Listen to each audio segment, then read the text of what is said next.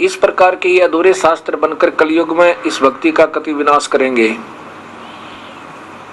और अब देखिए इन महापुरुषों ने उनके द्वारा ब्रह्मा कुमारी कौन है? कोई लड़की है जो जिसने शादी नहीं करवा रखी होती, और उसमें कहते हैं वो भगवान बोल रहे हैं, और फिर कहते हैं ब्रह्मा बोल रहे हैं, ब्रह्मा में शिव बोल रहे हैं, और वो फिर उसमें बोल रहे हैं।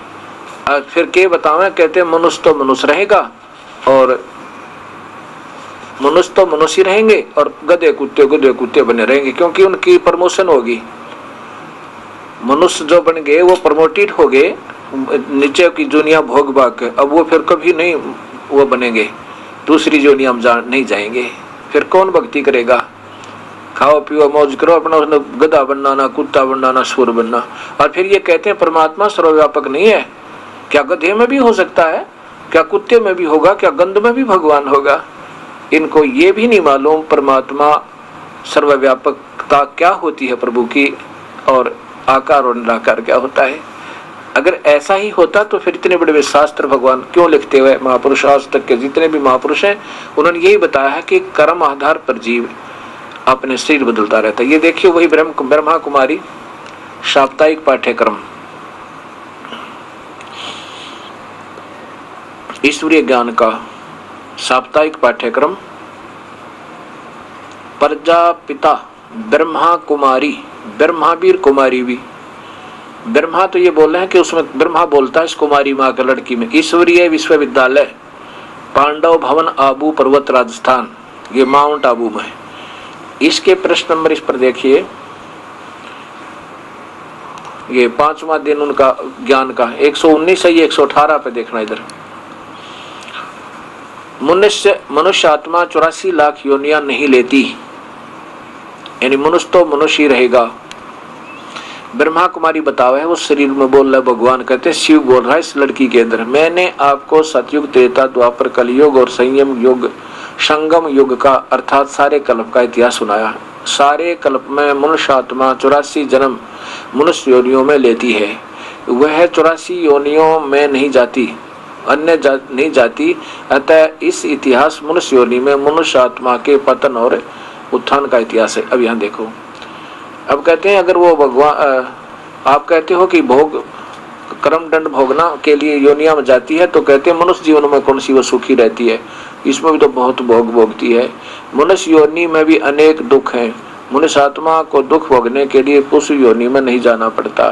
देखिए इनकी बुद्धि, ये परमात्मा अब कहाँ ले जाकर छोड़ेंगे इस समाज को? नीचे देखो क्या बताओ है कि एक आदमी की कीमत, घोड़े की कीमत आदमी से भी ज्यादा है। बता कहाँ मनुष्य की कीमत और कहाँ घोड़े की कीमत?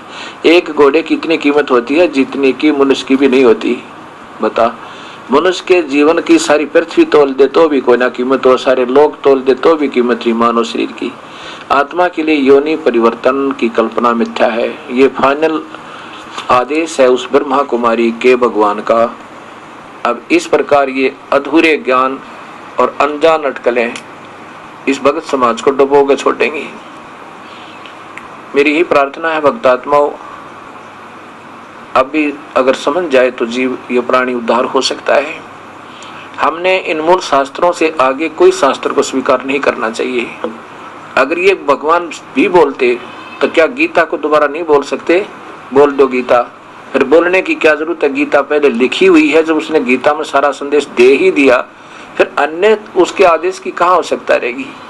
क्या उसमें गलती होगी? उसको स्वयं मान रहे हैं कि वो गीता सही है, और वो भगवान कृष्ण के शरीर में शिव बोला, वो शिव को, महाशिव को महाब्रह्मा महाविष्णु, वो शिव स्वयं काल है।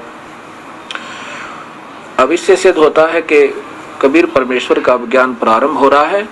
अब इस ज्ञान के सामने ये सभी ऐसे हो जाएंगे, और ज्ञान सब ज्ञानड़ी कबीर ज्ञान सो ज्ञान, जैसे गोला तोहब कहा करता चले मैदानी। तारा मंडल बैठे करिए चांद बड़ाई खावे, उदय भया जब सूरज कहा स्यों तारों छिप जावे। अब कबीर साहब के सत्य ज्ञान के सामने ये सभी जितने भी अधूरे पधूरे ज्ञान हैं ये सब समाप्त हो जाएंगे। ऐसे हो जाएंगे जैसे सूर्य उदय होने पर वो चंद्रमा और सितारे सब दिखाई नहीं देते, उनकी आवश्यकता ही नहीं रहती। सत साहिब। अब जैसा कि आप सुन रहे थे भक्तात्मा, ब्रह्मा कुमारी जो नया पंथ प्रारंभ हो रहा है उसके बारे में आप जानकारी प्राप्त कर रहे हैं। इसमें उन्होंने कहा है कि मनुष्य मनुष्य ही रहता है और अन्य पक्षी पशु जो अपना कर्म भोगते रहते हैं। फिर ये साथ में एक और बात कहते हैं कि अभी तक जितनी भी कथाएं सुनी हैं उनमें सुना है कि मेरा पिछला जन्म मनुष्य का था, मैं वो था, ऐसे था। किसी ने अभी तक ये नहीं बताया कि मैं पीछे पशु था। इससे ये कहते हैं कि मनुष्य मनुष्य ही रहते हैं। उन्होंने अपने 84 जीवन पूरे कर लिए और फिर आगे उन्हीं के अंदर चलते रहेंगे।